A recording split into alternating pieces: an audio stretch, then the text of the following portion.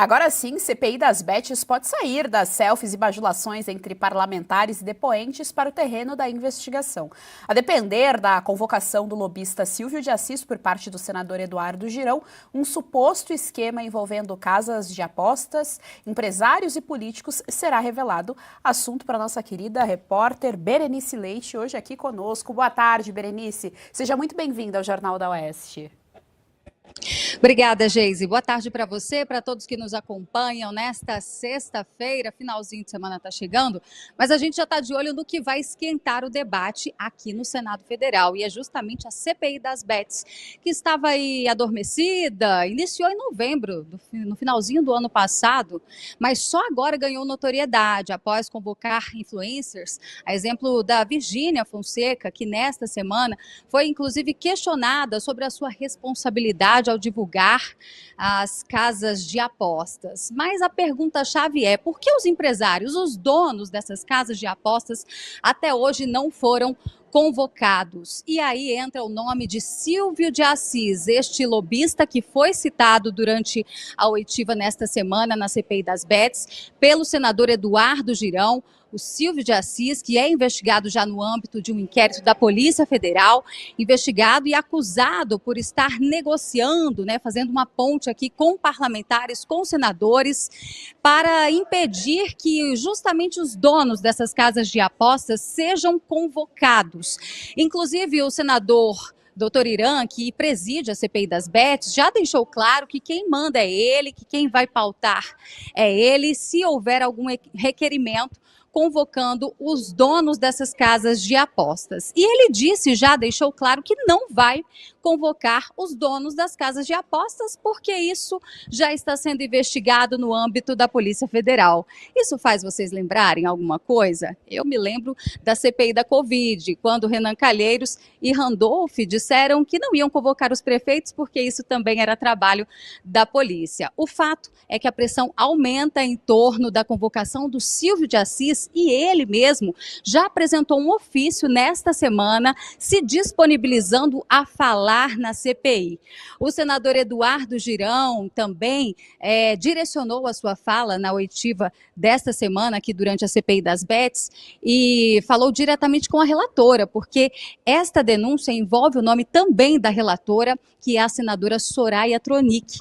Ela é acusada de ter cobrado 40 milhões de reais, segundo justamente ele extorquisse, no caso, os empresários, e esse dinheiro seria justamente para blindar eles de qualquer tipo de convocação.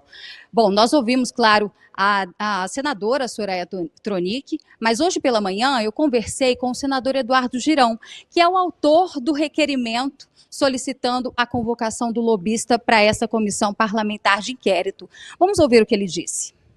Olha, eu espero sinceramente que essa CPI saia da perfumaria e vá naquilo que interessa, buscar os responsáveis por essa tragédia humanitária de casa de aposta que está viciando milhões de brasileiros para poucos magnatas ganharem.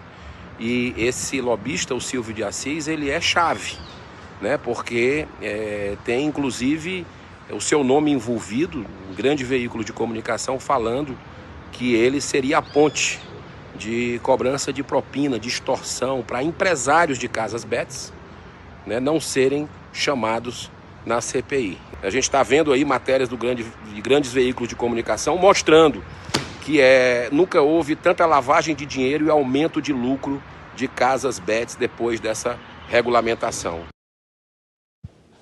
E esta não é a primeira vez que o nome de Silvio de Assis, do lobista, o nome dele aparece aqui nos corredores como um operador de influência nos bastidores do Congresso Nacional. Segundo a apuração da nossa jornalista aqui da Oeste, a Débora Sena, o senador Ciro Nogueira, ainda no final do ano passado, havia se incomodado com essa acusação, com essa situação de que ele poderia estar negociando, blindando a convocação, então, dos donos das casas de apostas, e ele levou essa queixa ao então presidente da casa, na época, o Rodrigo Pacheco, mas ficou por isso mesmo. Agora, o assunto volta à tona e, claro, nós ouvimos a senadora Soraya Tronic sobre isso. ela nega as acusações de ter participado, de ter cobrado esse valor de 40 milhões de reais, mas a gente tem outras informações que deixam ali alguns questionamentos. A exemplo dela já ter, inclusive, lotada em seu gabinete no passado, 2 parentes do Silvio de Assis, que ela conhece, né? A irmã dele e também o genro. A gente vai seguir acompanhando e na torcida para que o presidente, o senador Irã, o presidente da CPI das Bets, ele paute o requerimento de urgência do senador Girão, porque todo mundo quer saber o que o lobista Silvio de Assis tem para dizer, viu? Volto com você. Muito obrigada, Berenice, pelas informações aqui no nosso Jornal da Oeste. Jorge Serrão, tá aí então informação a respeito da CPI das Bets, que teria muito mais a ser investigado, inclusive um suposto pedido a Tronic, Soraya Tronic, que está participando ali, nós já vimos ela em várias imagens da CPI, ela teria pedido 40 milhões de reais para que não convocasse alguns empresários. Então fica a pergunta o porquê, se isso de fato existiu, se esse pedido de fato existiu, o porquê desse pedido, o que esse empresário tem para contar à sociedade brasileira, se isso é ou não de interesse público. Temos que invocar Gilmar Mendes, né? A cleptocracia parece que domina o Brasil completamente. Onde você coloca o dedo hoje, tem atuação sistêmica de corrupção. Nada está resistindo, nada está sobrevivendo e as coisas erradas continuam prosperando. Todo mundo, quando o Congresso Nacional aprovou esse negócio de flexibilizar jogo de azar no Brasil, sabia que isso acabaria gerando problemas sociais graves.